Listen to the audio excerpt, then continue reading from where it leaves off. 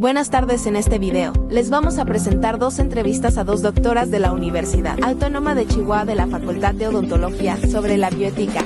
A continuación les daremos una breve introducción sobre la bioética. Las investigaciones en la medicina se iniciaron desde el tiempo en que los chamanes y los brujos comenzaron a preocuparse por descubrir plantas y remedios caseros. En aquellos tiempos, cuando lo único que estaba a su disposición era la naturaleza, los encargados de la salud de los pueblos debieron haber hecho múltiples ensayos con vegetales y pociones. Muchas de esas pruebas habrán sido exitosas, sin daño para sus contemporáneos, y otras probablemente le causaron algún tipo de problema a los seres humanos involucrados. Descubrir la fisiología del sistema nervioso, la anatomía de los vasos sanguíneos y del corazón, la forma en que trabaja el aparato digestivo, conocer la manera en que podían hacerse cirugías, y realizar autopsias para saber de qué murieron los enfermos. No fueron tareas fáciles, solo el hombre dedicado, y sobre todo aquel capaz de anotar todas las observaciones para obtener de ellas diversos beneficios, consiguió éxito en la carrera del avance científico. Sin embargo, el hombre ha pasado por épocas oscuras, donde el abuso a sus semejantes, en aras de la investigación médica, traspasó los límites permitidos para experimentar con la humanidad. Recordemos algunos ejemplos recientes. En 1915, los alemanes utilizaron por primera vez en la historia las armas químicas. Primero fue el gas de cloro y luego el de mostaza, con efectos devastadores para los hombres que los aspiraron. En 1932 se inició un estudio clínico en los Estados Unidos, conocido como el experimento de Tuskegee, en el que participaron 600 sifilíticos del condado de Macon en Alabama, donde la sífilis era endémica.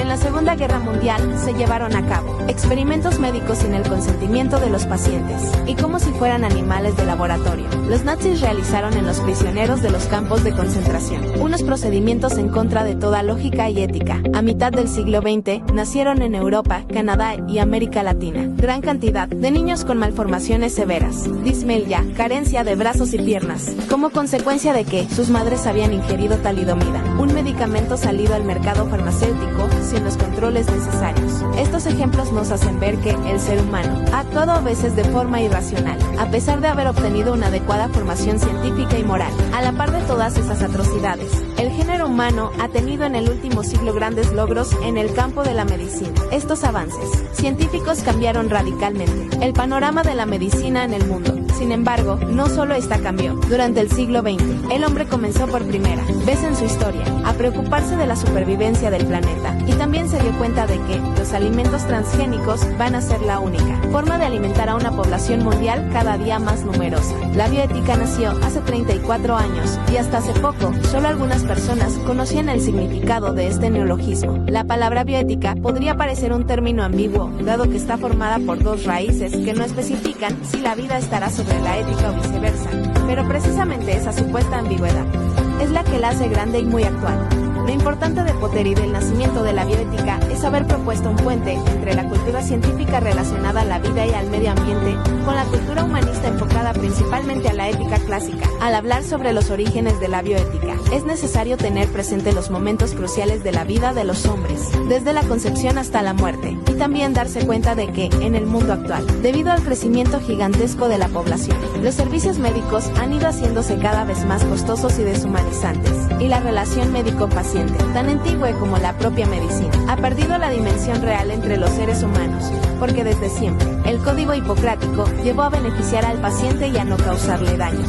Sin lugar a dudas, la bioética debe popularizarse en el mundo, debido a que los medios masivos de difusión presentan a diario los nuevos avances de la ciencia. Esto ha hecho que el ciudadano común esté relativamente bien informado sobre la biotecnología, la ingeniería genética, la viabilidad de los embriones guardados a bajas temperaturas, el aborto, las nuevas formas de fertilización humana, la utilidad de las células madres, el uso generalizado de trasplantes de órganos, la clonación de seres vivos, y los últimos adelantos del genoma humano, que es patrimonio de la humanidad. En la segunda mitad del siglo XX, con la aparición de varias declaraciones universales y de códigos de moral médica, donde se tomaron en cuenta los derechos de las personas que iban a ser sometidas a investigaciones, la humanidad empezó una nueva etapa de reflexión mundial con el fin de evitar abusos.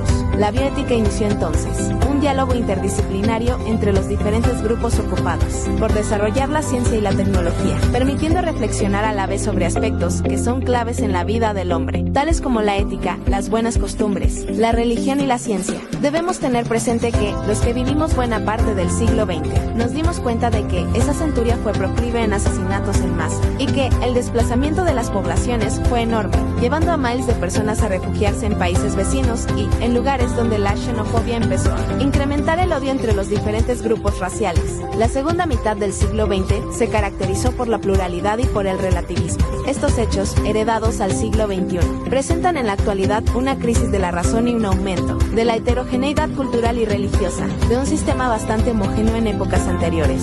Se pasó a un sistema donde la tolerancia y el respeto a la pluralidad. Es muy fácil escabullir las preguntas difíciles y no pensar ni siquiera en ellas. Pero los bioeticistas no deberán rehuir los grandes desafíos del momento, y no les quedará otra alternativa que asumir el reto y discutir los problemas de la humanidad presente y futura. En la mayoría de los casos, la bioética no tendrá la solución final a los múltiples problemas complejos, pero sí será la brújula que indicará el camino a seguir dentro de un bosque complicado de argumentos válidos.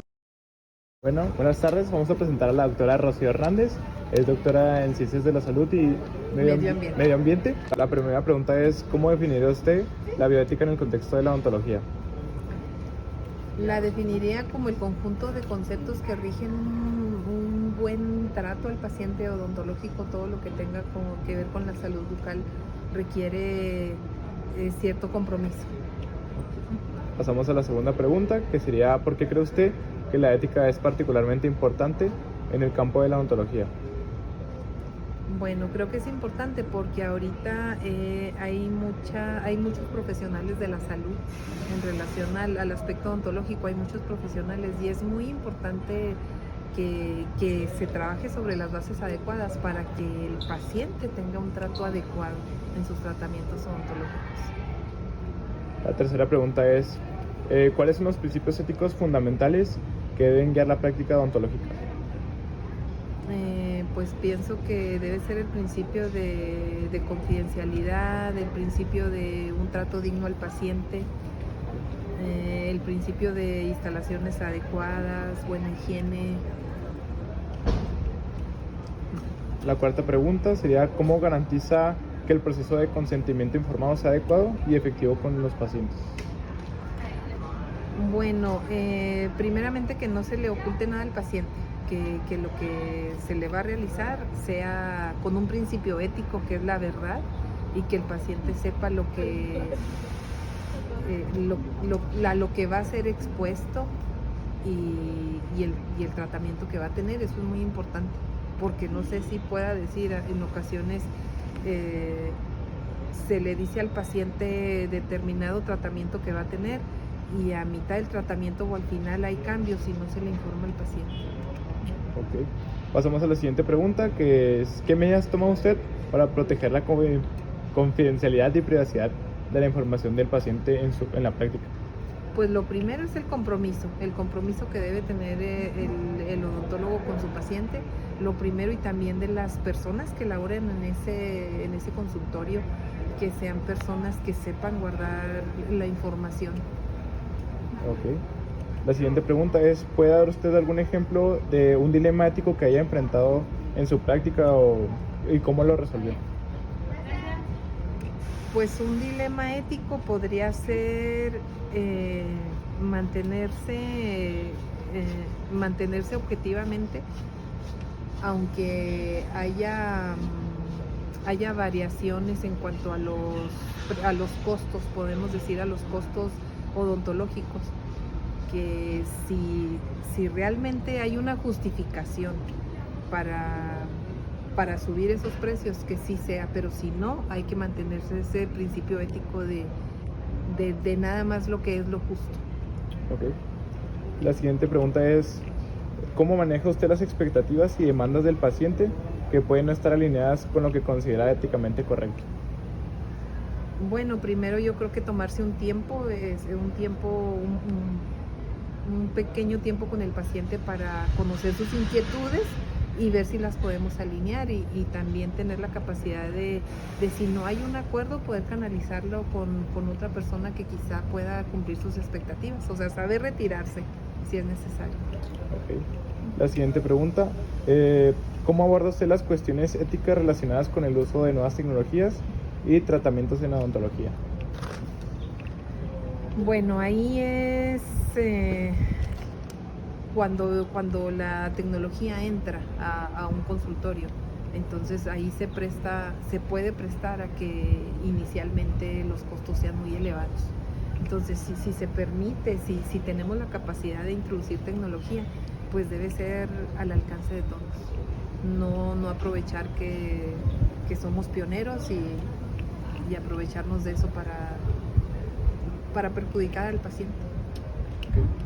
Siguiente pregunta, ¿cómo considera usted que la formación de ética debería ser incorporada en la educación de los futuros odontólogos? Pienso que no se debería ver como una materia nada más, sino que en cada materia que se ve, como es formativa la universidad, en cada materia tener principios éticos, que todos los maestros pudiéramos abordarlo en cada una de las materias. Okay. Ya por último, la última pregunta es, ¿cómo influyen las normativas y regulaciones locales e internacionales en la práctica ética de la odontología? Pues influyen, tienen una influencia positiva desde el punto de vista si es un profesional de la salud que está consciente que tiene que actualizarse en cuanto a las normativas, y no solamente actualizarse, o sea, conocer la normativa para saber si está trabajando correctamente. Okay. Bueno, sería todo. Muchas gracias. Bueno, buenas tardes. Vamos a entrevistar a la doctora Cristina. Ella es especialista en ortodoncia y tiene la licenciatura en cirujano dentista. La primera pregunta sería, ¿qué principios fundamentales definen la bioética y cómo se aplican en la práctica médica? Ok, ¿qué principios se ponen en bioética? Lo que viene siendo la honestidad, lo que viene siendo, obviamente, la parte de derecho, lo que viene siendo civismo. Realmente son varias cosas. Entonces, ¿cómo se aplican en la parte médica? Pues es que todos estamos obligados por parte de hacer lo mejor para el paciente, lo más indicado, y sobre todo sin desautorizar lo que viene siendo los principios religiosos y los principios políticos de cada paciente. Entonces, eso es lo que yo podría contestar. Muy bien. Segunda, ¿cómo se deben manejar los dilemas éticos en la investigación médica cuando los beneficios potenciales para la humanidad están en conflicto con los derechos individuales de los participantes? Ok, para esto ya tenemos normativas. Entonces, ¿qué tenemos que hacer? De acuerdo a lo que ven estipulado los reglamentos y las leyes. ¿Por qué? Porque nosotros, por ejemplo, si es potencialmente mejor para todos los pacientes, se podría aplicar, pero el problema es que ya hay normativas. A partir de lo que viene siendo la Segunda Guerra Mundial, no sé si se acuerdan ustedes lo que viene siendo el doctor Mengele, por ejemplo. No te preocupes, era lo que hacía experimentos sobre lo que viene siendo los judíos. Entonces, ¿qué hacía? Por ejemplo, hacía experimentos entre gemelos, por ejemplo. Entonces, a uno le inyectaba una cosa y al otro no, para ver cómo podían, qué cambios había, ¿no? Entonces, a partir de la Segunda Guerra Mundial ya empezamos con las normativas. ¿Por qué? Porque nosotros podemos ayudar a los pacientes, pero no podemos, ¿cómo te pongo? Propagar enfermedades, por ejemplo, en un campo de población, que también eso se hacía mucho también en Sudáfrica o en el caso de Luisiana, por ejemplo, en Estados Unidos. Sí. Eso también llegaban a hacer, les inyectaban, no me acuerdo si viruela o sarampión, para ver cómo se enfermaban. Entonces eso no está bien sobre las personas, ¿no? O sea, eso es un 3. Muy bien. La tercera sería, ¿qué papel juegan las ciencias culturales y religiosas en la toma de decisiones éticas en el contexto médico? En este caso, te acuerdas lo que viene siendo los testigos de Jehová, por ejemplo. En el caso de las transfusiones sanguíneas, ellos no pueden ser transfundidos con sangre por sus creencias. Más sin embargo, sí tenemos que tomar en cuenta hasta cierto punto sus creencias, y si no, en caso muy necesario, irnos al comité de bioética en caso de que sea muy necesario. ¿Por qué? Porque también la idea es preservar la vida del paciente, pero el problema es que si nosotros preservamos la vida del paciente, pero si el paciente, te digo, que es testigo de Jehová, no quiere transfundirse, es porque, te das cuenta, ellos creen que si son transfundidos, ya no son merecedores del paraíso. Entonces ahí viene la contradicción, ¿no? De lo dejo morir o lo salvo, pero de todas maneras voy a ir al paraíso. Ajá. Muy bien. Cuarta, ¿cuál es el impacto de la tecnología en la bioética, especial en áreas como edición genética y la inteligencia artificial en la medicina? Cada vez va a ir aumentando la inteligencia artificial, ya hay más que son radiografías con inteligencia artificial, lo que viene siendo tomografías, ya poco a poco va a ir avanzando. La inteligencia artificial no está peleada, o sea, el problema de la inteligencia artificial es que nosotros sepamos interpretarla. ¿Por qué? Porque si dejamos toda la inteligencia artificial, el médico se vuelve inútil. Entonces la idea es que aprenda también a complementar, ¿no?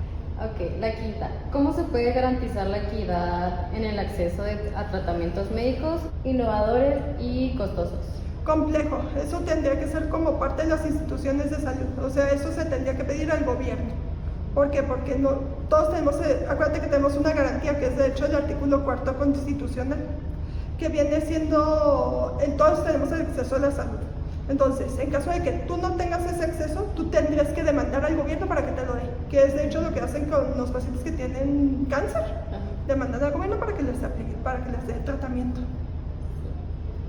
Muy bien. La sexta. ¿Debería permitirse la eutanasia y el suicidio asistido bajo ciertas condiciones y qué criterios éticos deberían guiar esta práctica? Cuando el paciente ya esté totalmente comprometido, que el paciente realmente, o sea, que ya no tenga una mejoría real, que el paciente ya esté sufriendo demasiado, que el paciente ya no pueda pagar sus tratamientos, que ya no exista nada humanamente posible para tratarlo. Ahí es lo que pienso que sí se podría hacer el suicidio asistido.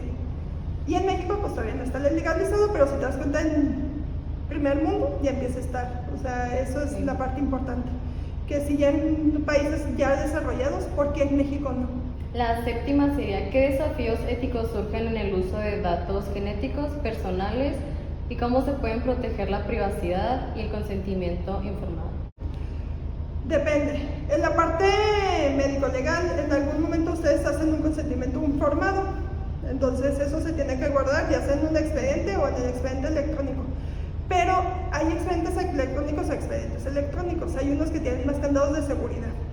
Entonces lo que se tendría que hacer es tener mayores candados de seguridad en lo que cabe para poder trabajar con ellos, ¿no?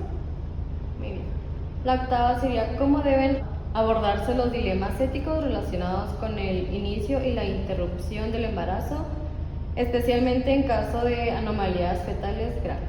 El problema de las anomalías fetales graves, sí lo entiendo en esa parte, es que imagínate estar cuidando durante el tiempo de vida que tenga, pues ya nacido el bebé, el sufrimiento que puede llegar a tener él, eso es lo más importante, el sufrimiento que tiene el bebé, el costo que tiene el niño, que pues obviamente si los padres lo pueden costear, pues adelante.